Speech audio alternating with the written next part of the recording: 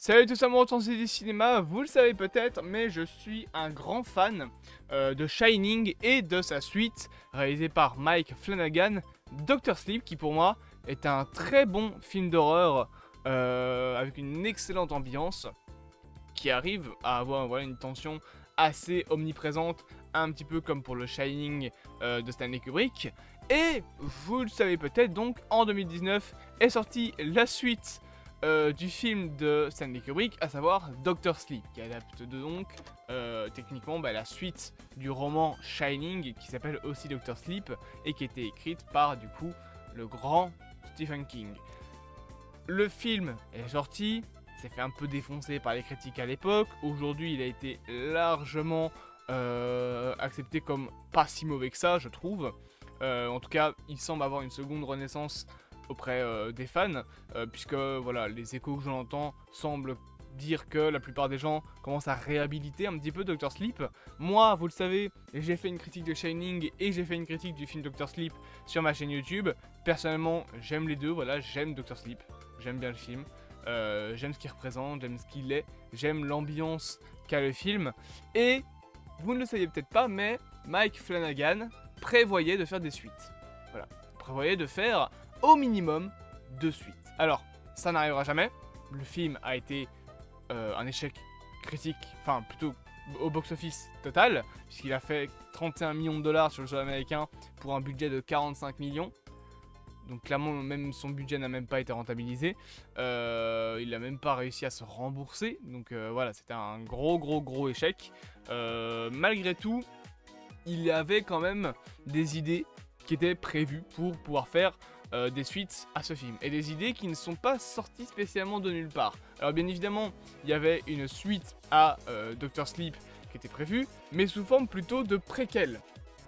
Même plus qu'un préquel à Dr. Sleep, ça devait carrément être un préquel à Shining lui-même, puisque le film devait de base se passer sur Dick Hallorann. Vous connaissez potentiellement Dick Hallorann, c'est le personnage interprété par Scatman Crothers dans le premier film, le fameux homme qui a le Shining et apprend l'existence du Shining à Danny Torrance dans Shining, voilà, et qui va aider un petit peu dans Dr. Sleep, le vieux Danny, on va dire, à devenir un petit peu lui-même un fervent défenseur du Shining, jusqu'à aider la petite Abby. Et en gros, voilà, ça va un peu s'inverser. Danny va devenir le personnage qui reprendra le rôle qu'avait Dick Hallorann à l'époque dans le premier Shining, et Abby reprendra le rôle qu'avait Danny à l'époque dans le premier Shining. Et ensuite, bien évidemment, Danny va finir par mourir dans la destruction de l'hôtel Overlook. Chose qui d'ailleurs est en réalité un truc un peu différent du roman, parce que dans le roman, l'hôtel Overlook brûle à la fin de Shining, pas à la fin de Dr. Sleep. Voilà, on a changé quelques trucs, mais on a essayé quand même de recoller les morceaux entre le livre, la version de Kubrick et ce que devait être du coup le film Dr. Sleep. Ce fameux personnage, vous savez donc, il a le Shining et il a toute une histoire. Elle devait être racontée dans un troisième film, Shining, qui donc devait avoir un petit peu voilà, des éléments des deux prochains films bien évidemment, et donc raconter un petit peu l'histoire de Dick Hallorann. Mais il y avait même mieux que ça, parce que alors ça aurait pu soit être intégré au même film, soit carrément être un film sur le côté.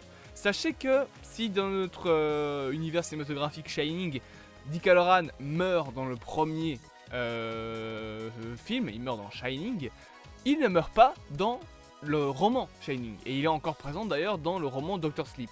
Et même plus que ça, Dick Hallorann est un personnage qui existe en dehors de l'univers de Shining dans les romans Stephen King. Parce que Dick Hallorann a un lien étroit avec Pennywise. Dick Hallorann, le même personnage que dans Stephen King Shining, est présent dans les romans Ça. Il a même, avec son Shining, sauvé le père, il me semble, du personnage de Will. Ou alors c'est Mike, je sais plus. Non, je pense que son père s'appelle Will. Non, je sais plus, mais en tout cas, il a sauvé le père d'un des personnages d'un incendie. Dick Hallorann fait partie de ce qu'on appelle l'univers étendu Stephen King. Il y a des liens qui sont faits entre tous les bouquins. Je veux dire, vous allez sur internet, vous tapez Stephen King Universe, vous allez tomber sur plein d'images qui recollent un petit peu les morceaux. Et du coup, dans le livre Ça, on parle de Dick Hallorann comme étant la personne qui a sauvé l'un des pères d'un des enfants du premier tome. Donc ce film, Dick Hallorann, enfin ce film sur Hallorann, aurait soit pu être un préquel, donc à Shining qui raconte un petit peu l'histoire, et ça aurait pu juste être ça, soit, et ça c'est Mike Flanagan qui l'a dit, hein, c'est pas une théorie de ma part, cela aurait pu carrément être un crossover entre la licence Shining et la licence Ça.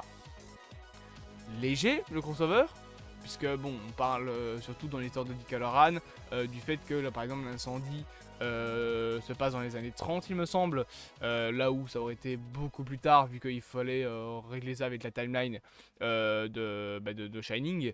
Il me semble que Shining, le film se passe du coup en 89, époque à laquelle se passe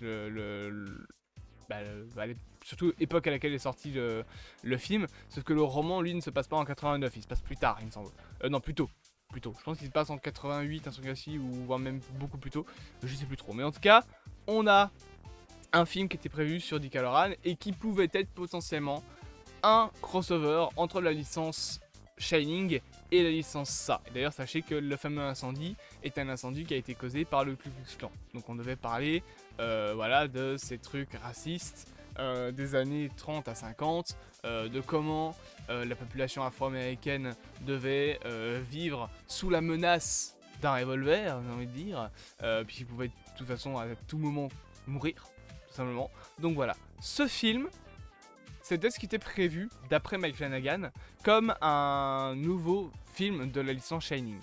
Honnêtement, ça n'arrivera jamais, parce que, encore une fois, Dr. Sleep a été un échec commercial immense. Genre, le film, il s'est même pas remboursé. Cependant, j'aurais aimé voir ce film. Ça a l'air intéressant. Un spin-off comme ça sur Dick Hallorann, qui est un personnage qu'on n'a pas vraiment trop bien connu. Peut-être même avec le retour de l'acteur de Dr. Sleep. Je me demande s'il est pas mort. Je pense que l'acteur qui joue, parce que Skyline Crowther s'est décédé, mais je me demande si l'acteur qui joue Dick Hallorann dans Dr. Sleep n'est pas lui aussi décédé. On aurait pu prendre un acteur plus jeune, bien évidemment, mais c'était un petit peu ce qui était prévu dans la licence. Moi, personnellement, ça m'aurait plu, voilà, mais malheureusement, ça n'arrivera jamais. Et j'espère quand même que cette vidéo vous aura plu, bien évidemment. N'hésitez pas à vous abonner, à partager, à liker et à commenter. Et on se dit à bientôt pour de prochaines aventures.